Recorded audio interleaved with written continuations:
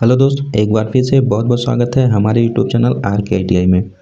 तो दोस्तों, इस वीडियो में हम देखेंगे यूपी PCL TG2 का जो प्रीवियस ईयर का क्वेश्चन है 2021 में आया हुआ था क्वेश्चन, उसका हम इस वीडियो में एनालिसिस करेंगे।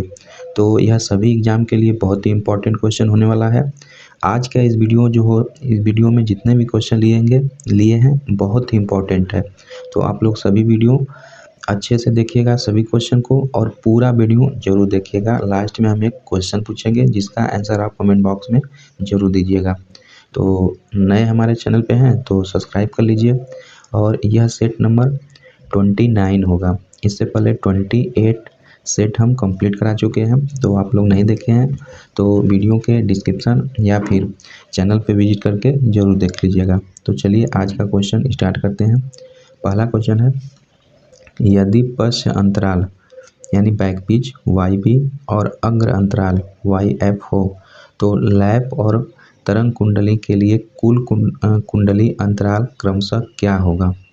तो दोस्त, जो होता है बैक पिच और फ्रंट पिच, लैप में जो होता है बैक पिच और फ्रंट पिच का जो परिणामी पिच होता है YR बराबर YB माइनस YF होता है।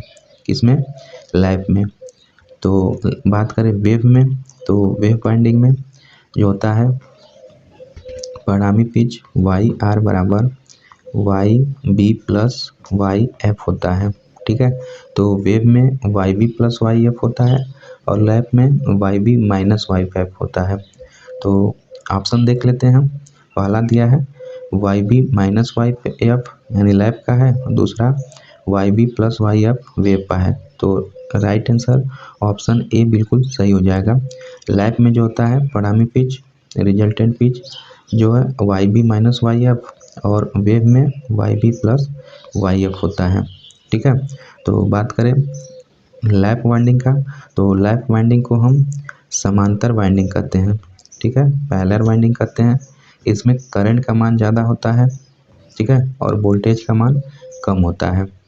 बात करें वेव वाइंडिंग का, तो वेव वाइंडिंग जो होता है, वेव वाइंडिंग को सीरीज वाइंडिंग भी कहते हैं। इसमें वोल्टेज का मान ज़्यादा होता है और करंट का मान इसमें कम होता है। ठीक है, जो DC मोटर का या जनरेटर का रोटर होता है वह प्रायः लैप वाइंडिंग और वेव वाइंडिंग में किया हुआ होता है।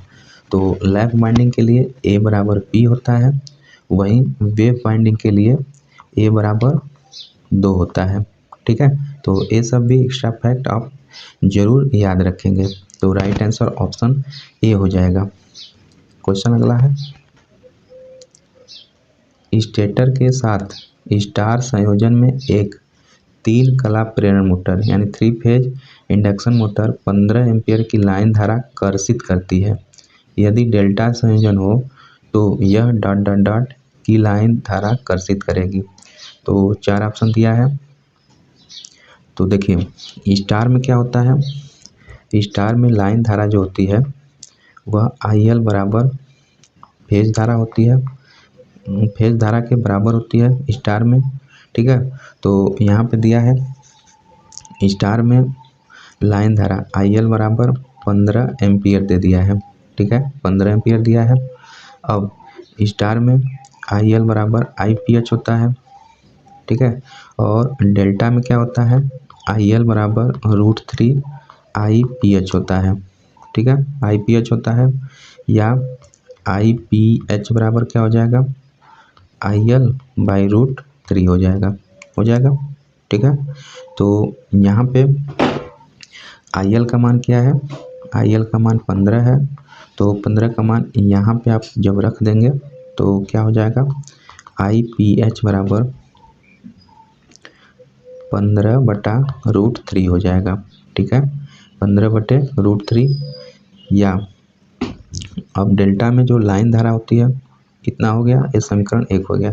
अब डेल्टा में जो लाइन धारा होती है तो IL बराबर √3 भी IPH होता है। अब IPH का मान रख देंगे, यहाँ से समीकरण A से IPH का मान उठाकर रख देंगे तो क्या हो जाएगा IL बराबर √3 इंटू IPH का मान क्या है 15/√3 है। ठीक है, तो √3 से कैंसिल हो जाएगा, तो IL बराबर क्या हो जाएगा, 15 एम्पियर आ जाएगा। ठीक है, तो ऑप्शन देख लेते हैं। पहला दिया है 15/√3 एम्पियर, दूसरा 15/3 एम्पियर, तीसरा है हमारा 45 एम्पियर, चौथा है 15 एम्पियर। तो राइट आंसर ऑप्शन डी हो जाएगा 15 एम्पियर। देखिए दोस्तों, इसमें क्या करना है, स्टार में IL का मान दे दिया है 15 एम्पियर है। ठीक है, तो स्टार में हम जानते हैं IL बराबर IPH के बराबर होता है, और VL जो होता है √3 VPH होता है। ठीक है, स्टार में। और डेल्टा में क्या होता है, डेल्टा में IL बराबर √3 IPH होता है, और डेल्टा में VL बराबर VPH होता है। ठीक है, इतना होता है। तो आप क्या करेंगे, बस डेल्टा में जो फेज धारा होती है, फेज धारा IPH, इसको कर लेंगे IL/√3 कर लेंगे, तो IL का मान दे दिया है 15/√3 हो जाएगा। ठीक है, IL का मान रख देंगे। अब डेल्टा में जो लाइन होता है, क्योंकि लाइन पूछ रहा है हमें, तो लाइन बराबर √3 इंटू IPH होता है, तो IPH का मान रख दीजिए यहाँ से। तो IPH का मान जब रखेंगे तो 15/√3 होगा, √3 से कट जाएगा, तो फाइनली IL बराबर 15 आ जाएगा, 15 एम्पियर। ठीक है, राइट आंसर ऑप्शन डी हो जाएगा। क्वेश्चन अगला है, निम्न में से कौन विद्युत वायरिंग की एक तकनीक नहीं है। ठीक है, पहला बेल्टन वायरिंग बिल्कुल है, दूसरा केसिंग एंड कैपिंग वायरिंग यह भी होता है, तीसरा हैम टॉप वायरिंग यह नहीं होता है, चौथा लेड सीटेड वायरिंग। तो लेड सीट वायरिंग भी होता है, केसिंग कैपिंग भी होता है, बेल्टन वायरिंग भी होता है, लेकिन हैम टॉप वायरिंग यह नहीं होता है। तो यही ऑप्शन आपका बिल्कुल सही हो जाएगा, क्योंकि क्वेश्चन पूछा है विद्युत वायरिंग की एक तकनीक नहीं है, तो ऑप्शन सी बिल्कुल सही हो जाएगा। तो बात करें वायरिंग का, विद्युत वायरिंग का, तो विद्युत वायरिंग दो प्रकार का होता है। एक होता है अस्थायी वायरिंग, दूसरा होता है अस्थायी वायरिंग। तो अस्थायी वायरिंग का मतलब जैसे मेले वगैरह में 1 दिन 2 दिन के लिए वायरिंग किया जाता है, फिर हटा लिया जाता है। लेकिन जो अस्थायी वायरिंग होती है वह परमानेंटली तौर पे फिक्स कर दिया जाता है, जो 2 साल 10 साल 20 साल 50 साल के लिए रहता है। तो अस्थायी वायरिंग में जो एग्जाम्पल है उसमें आपका आ जाता है, पहला केसिंग कैपिंग वायरिंग। ठीक है, बैटन वायरिंग यह भी आता है, या आपका लेड सीट वायरिंग आता है, फिर कंड्यूट वायरिंग आता है, और कंसील्ड वायरिंग आता है। तो ये सब आपका किस में आता है, अस्थायी वायरिंग में। बात करें अस्थायी वायरिंग में, तो अस्थायी वायरिंग जो होता है वह जिसमें क्लीट वायरिंग आती है, ये वायरिंग, और दूसरा फ्लेक्सिबल केबल वायरिंग आती है। तो ये सब आपका अस्थायी वायरिंग में होती है। सबसे सस्ती वायरिंग क्लीट वायरिंग होती है। ठीक है ना, सबसे जो सस्ती वायरिंग होती है वह क्लीट वायरिंग होती है। इसको भी आप याद रखेंगे, क्वेश्चन पूछ चुका है। ठीक है, तो राइट आंसर ऑप्शन सी हो जाएगा। क्वेश्चन अगला है, अगला है हमारा, किसी डबल केज प्रेरण मोटर में यदि एक केज का प्रतिरोध निम्न है और क्षरण प्रतिघात उच्च हो तब क्या होगा, इट कैन बी बोथ, यह दोनों ओर हो सकता है। दूसरा, यह न तो आंतरिक होगा न ही बाह्य होगा। तीसरा है इट इज इनर केज, यह आंतरिक केज होता है। चौथा है यह बाहरी केज होता है। तो दोस्तों देखिए, जो डबल केज इंडक्शन मोटर होता है, जो 3 फेज इंडक्शन मोटर होता है, इसका रोटर दो प्रकार का होता है, एक स्क्वायरल केज रोटर होता है, एक स्लिप रिंग रोटर होता है। ठीक है, तो स्क्वायरल केज में क्या होता है, एक आपका स्क्वायरल केज होता है, एक डबल स्क्वायरल केज होता है। ठीक है ना, तो डबल स्क्वायरल केज में जो होता है, ये एक आंतरिक केज वाइंडिंग होती है, एक बाह्य केज वाइंडिंग होती है डबल स्क्वायरल केज मोटर में। ठीक है, तो बाह्य वाले में क्या होता है, बाहरी है, तो बाहरी वाले में आपका प्रतिरोध का मान, जो वाह होता है उसमें प्रतिरोध का मान ज़्यादा होता है।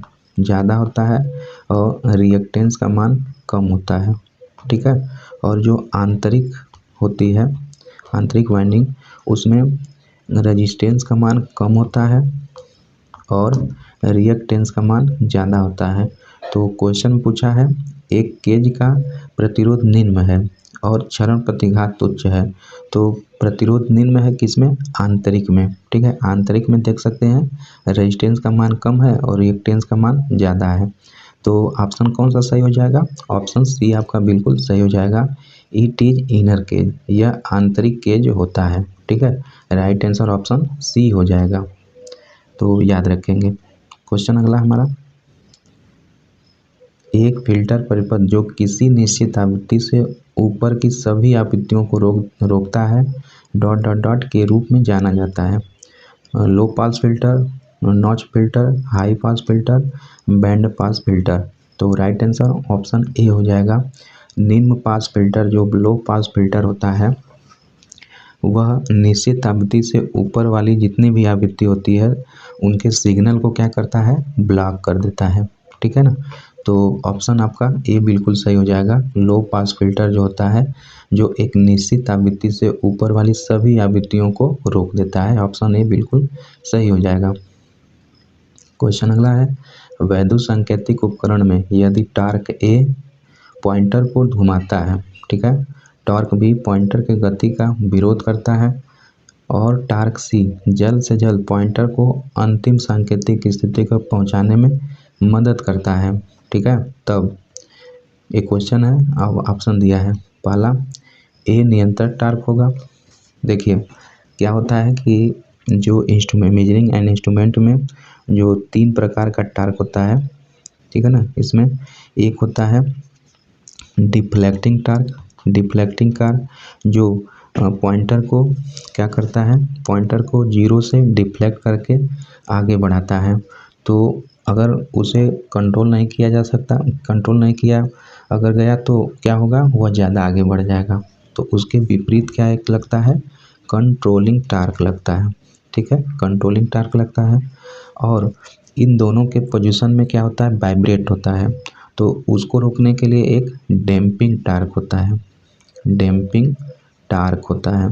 ठीक है, तो इन तीनों के बारे में ही पूछा है। तो पहला देख लेते हैं। ए नियंत्रक टार्क है, सही है। बी अवमंदन है, ये गलत है। दूसरा ए डिफ्लेक्टिंग टार्क है, बी अवमंदन टार्क है, ये भी गलत है। तीसरा ए डिफ्लेक्टिंग टार्क है, दूसरा नियंत्रित टार्क है और तीसरा अवमंदन है।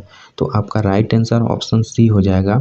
जैसा क्वेश्चन में दिया है तो उसमें ए डिफ्लेक्टिंग टार्क होगा और बी डिफ्लेक्ट को नियंत्रित करेगा, कंट्रोलिंग टार्क हो जाएगा, और सी आपका अवमंदन टार्क हो जाएगा यानी डैम्पिंग टार्क हो जाएगा। ठीक है, तो राइट आंसर ऑप्शन सी हो जाएगा जैसा कि क्वेश्चन में दिया था। क्वेश्चन अगला हमारा,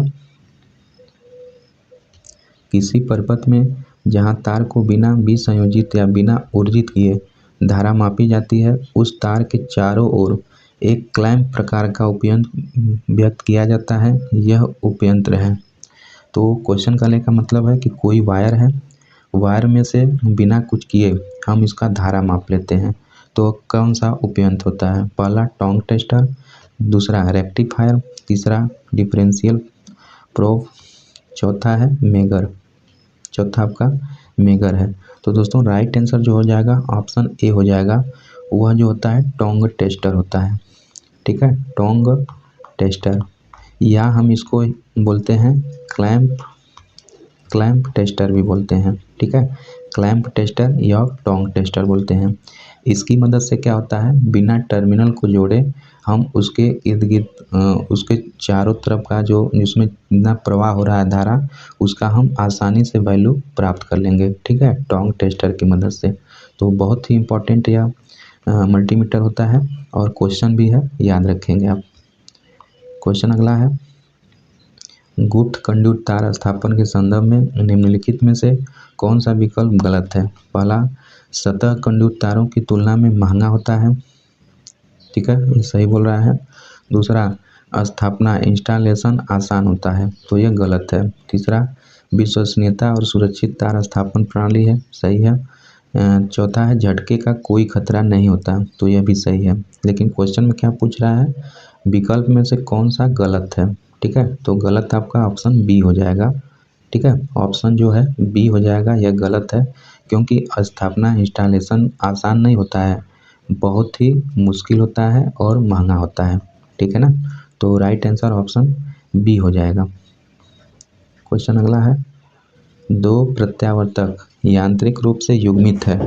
ठीक है, यदि वे क्रमशः 40 हर्ट्ज और 50 हर्ट्ज पर शक्ति प्रदान कर रहे हैं तो अब सेट की उच्चतम गति होगी। ठीक है, तो सेट की क्या पूछ रहा है, उच्चतम गति पूछ रहा है। तो हम जानते हैं NS बराबर 120 F/P। ठीक है, तो जब उच्चतम गति होती है, उच्चतम गति, तो उसके लिए दो पोल कम से कम आवश्यक ही होता है। ठीक है, दो पोल रहेगा तब 3000 RPM तक आपका उच्चतम गति होती है। तो कम से कम उच्चतम गति के लिए दो पोल अनिवार्य रूप से रहेगा, तो P बराबर 2 हो जाएगा।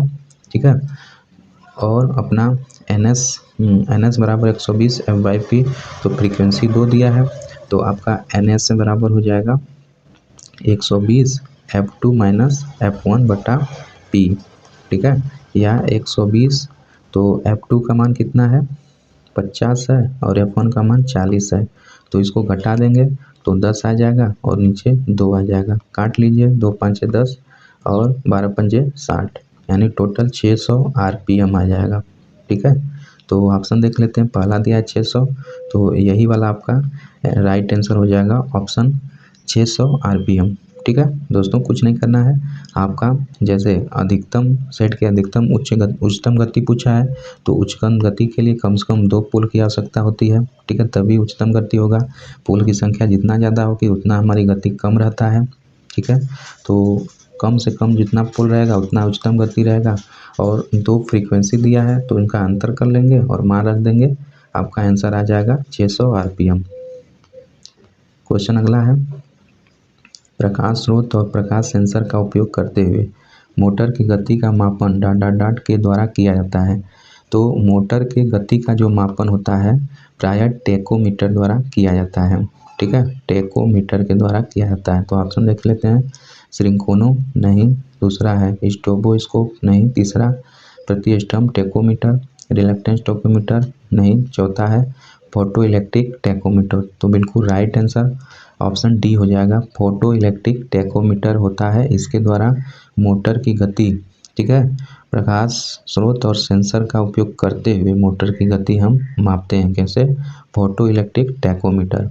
और यह था रिलक्टेंस टेकोमीटर, तो यह नहीं होता है, इसको आप याद रखेंगे। तो राइट आंसर ऑप्शन डी हो जाएगा।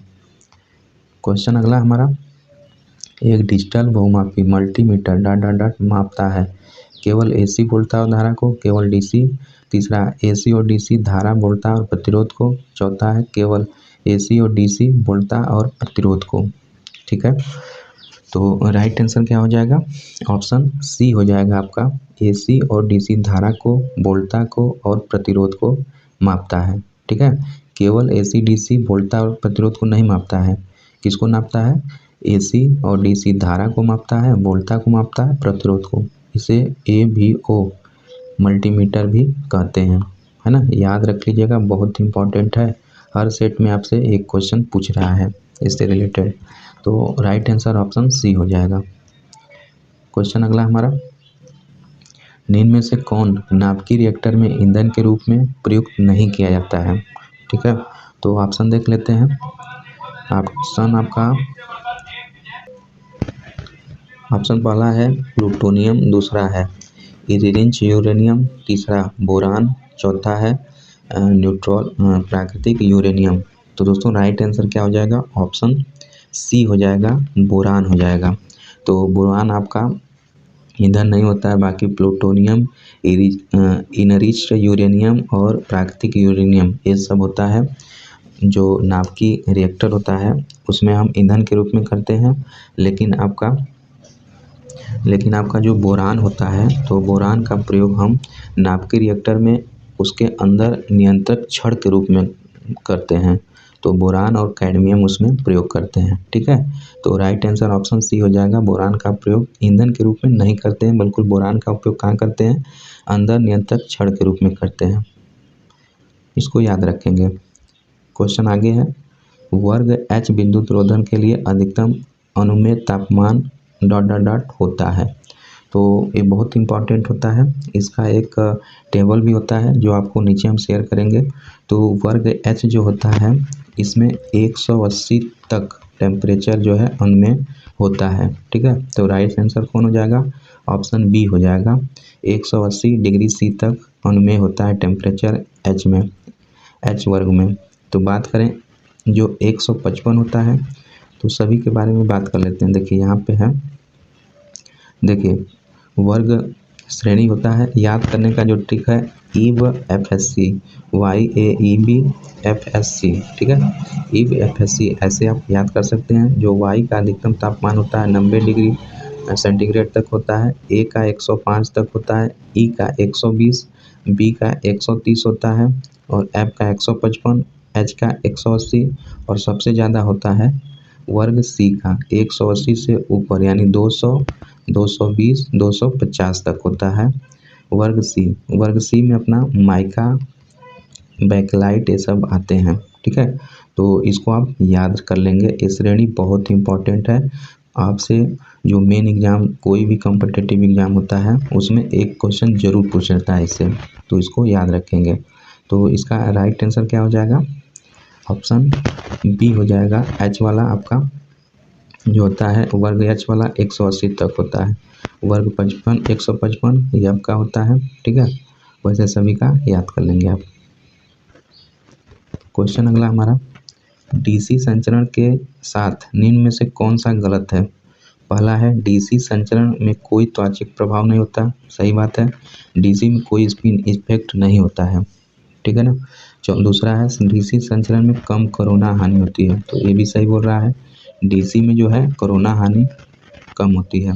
तीसरा है, संचरण के लिए आवश्यक उच्च वोल्टता आसानी से जनित की जा सकती है। तो यही गलत है दोस्तों, क्योंकि DC में क्या होता है, एक सीमित हम वोल्टेज को ट्रांसमिट कर सकते हैं, जबकि इसमें दिया है हम बहुत ज़्यादा मतलब हाई वोल्टेज आसानी से हम भेज सकते हैं। चौथा दिया है, इसे संचरण के लिए केवल 2 चालक की आवश्यकता होती है। ये भी सही दिया है। तो ऑप्शन आपका सी गलत हो जाएगा। तो यही क्वेश्चन में पूछा है कि DC संचरण के साथ इनमें से कौन सा गलत है। तो ऑप्शन सी आपका बिल्कुल एक गलत हो जाएगा, यानी राइट आंसर ऑप्शन सी हो जाएगा। बाकी ये तीनों सही होता है। अगला क्वेश्चन है, 50 हर्ट्ज आवृत्ति उत्तेजक के लिए 150 किलोमीटर की लाइन किस श्रेणी के अंतर्गत आएगी। मध्यम, लंबी लाइन, लघु लाइन। प्रदान किए गए डेटा के अनुसार निर्धारित नहीं किया जा सकता। तो 50 हर्ट्ज 150 किलोमीटर की जो लाइन होती है दोस्तों, वह मध्यम लाइन के अंतर्गत आती है। ठीक है, 150 किलोमीटर तक है, मध्यम के अंतर्गत आती है। तो यह तालिका देख लेते हैं। देखिए, जो शॉर्ट ट्रांसमिशन लाइन होती है 80 किलोमीटर तक, वह 20 kV वोल्टेज तक यूज की जाती है। 80 किलोमीटर तक शॉर्ट ट्रांसमिशन। जो मीडियम होती है 80 से 160 किलोमीटर। बात करें kV का, वोल्टेज का, तो 20 से 100 kV तक प्रयोग की जाती है। ठीक है, और लॉन्ग ट्रांसमिशन लाइन 160 किलोमीटर से अधिक के लिए प्रयोग की जाती है, जो 100 kV से अधिक होता है। तो ये भी तालिका आप अच्छे से याद कर लेंगे, ये बहुत इंपॉर्टेंट तालिका है। ठीक है, शॉर्ट ट्रांसमिशन लाइन, मीडियम और लॉन्ग ट्रांसमिशन लाइन के बारे में। तो राइट आंसर क्या हो जाएगा, ऑप्शन ए हो जाएगा इसका। क्वेश्चन अगला हमारा, भरण जल तापन, क्वेश्चन देख लेते हैं। तो दोस्तों इसका क्वेश्चन मिस है, क्वेश्चन है नहीं। तो अगला क्वेश्चन देखते हैं। किसी 3 फेज मोटर में सिंगल फेजिंग के एक शर्त होती है, क्या होती है। पहला है, all the phases carry same current, यानी सभी फेज समान धारा वहन करते हैं, ये होता है। दूसरा है, एक फेज वियोजित कर दिए जाते हैं। तीसरा है, कोई 2 फेज व्युत्क्रम हो जाता है। चौथा है, प्रेरण मोटर फेज को केवल सप्लाई से संयोजित होने के साथ चलती है। तो आपका जो क्या हो जाएगा, राइट आंसर ऑप्शन बी हो जाएगा, जो 1 of the phase is disconnect. तो 3 फेज प्रेरण मोटर है, एक फेज जो है डिस्कनेक्ट हो जाएगा तो यह सिंगल फेजिंग के लिए शर्त हो जाता है। ठीक है, राइट आंसर ऑप्शन बी हो जाएगा। दोस्तों 3 फेज जो इंडक्शन मोटर होती है वह कोई 2 टर्मिनल को आपस में चेंज कर दें तो उसका रोटेशन गति जो है घूम जाएगा, तो इसको भी आप याद रखेंगे। तो इसका राइट आंसर ऑप्शन बी हो जाएगा। क्वेश्चन अगला हमारा, उच्च वोल्टेज संचरण लाइन के संबंध में निम्न में से कौन सा सही है? पहला, संचरण वोल्टेज में वृद्धि के साथ दक्षता घट जाती है। ठीक है, दूसरा है संचरण वोल्टेज में वृद्धि के साथ लाइन हानियाँ बढ़ जाती है। ठीक है, तीसरा है संचरण वोल्टेज में वृद्धि के साथ वोल्टेज नियमन सुधर जाता है। ठीक है, चौथा है संचरण वोल्टेज में वृद्धि के साथ लाइन धारा बढ़ जाती है। तो दोस्तों क्वेश्चन जो पूछा है, उच्च वोल्टेज संचरण लाइन के संबंध में निम्न में से कौन सा सही है? तो राइट आंसर क्या हो जाएगा? ऑप्शन सी हो जाएगा। जो संचरण वोल्टेज में वृद्धि के साथ वोल्टेज जो नियमन होता है, वोल्टेज रेगुलेशन होता है, वो आपका सुधर जाता है। ठीक है, सुधर जाता है। बाकी संचरण वोल्टेज में वृद्धि के साथ दक्षता घटती नहीं है, दक्षता बढ़ जाती है। और दूसरा, संचरण वोल्टेज में वृद्धि के साथ लाइन हानियाँ बढ़ जाती है, बढ़ती नहीं घट जाती है, क्योंकि जो क्रॉस सेक्शन एरिया है पतला कर दिया जाता है जिससे करंट कम पास होती है, इसलिए वोल्टेज जो है हानियाँ घट जाती है। तो इसलिए ऐसे देखा जाए तो ऑप्शन सी आपका बिल्कुल सही हो जाएगा। संचरण वोल्टेज में वृद्धि के साथ वोल्टेज नियमन सुधर जाता है, ऑप्शन सी बिल्कुल सही हो जाएगा। ठीक है, क्वेश्चन अगला हमारा, डीसी जनित में जनित ईएमएफ होता है। तो ईएमएफ जनरेटर में डीसी जनित क्या होता है? प्योर डीसी होता है, as a full wave rectifier होता है। तीसरा, alter with both positive and negative polarity. चौथा है as a half wave rectifier output. तो दोस्तों एक क्वेश्चन बहुत ही इंपॉर्टेंट है क्योंकि इसमें साफ नहीं कहा है। डीसी जनित में जो जनित ईएमएफ होता है वो ऑलवेज क्या होता है? एसी होता है। ठीक है, उसे हम रेक्टिफायर के द्वारा डीसी में परिवर्तित करते हैं। तो यहाँ पे जो ऑप्शन बी दिया है वह बिल्कुल सही हो जाता है। पूर्ण तरंग दृष्टिकारी आउटपुट, यानी as a full wave rectifier जो ए होता है, जनित होता है फुल वेव रेक्टिफायर, यह भी एसी की तरह ही होता है। ठीक है, तो राइट आंसर ऑप्शन बी हो जाएगा आपका। क्वेश्चन अगला हमारा, तापी और हाइड्रो पावर प्लांट में प्रयुक्त जनित्रों का उचित गतियां क्रमशः होती है। तो देखिए तापी में जो जनित्र होता है वह हाई स्पीड वाला होता है। ठीक है, तो 3000 आरपीएम का होता है। और हाइड्रो में जो होता है कम स्पीड वाला होता है, 300 आरपीएम वाला होता है। तो ऑप्शन आपका बी जो दिया है बिल्कुल सही दिया है। ठीक है, बाकी सी गलत दिया है, डी गलत दिया है, ए गलत दिया है। तो राइट आंसर ऑप्शन बी होता है।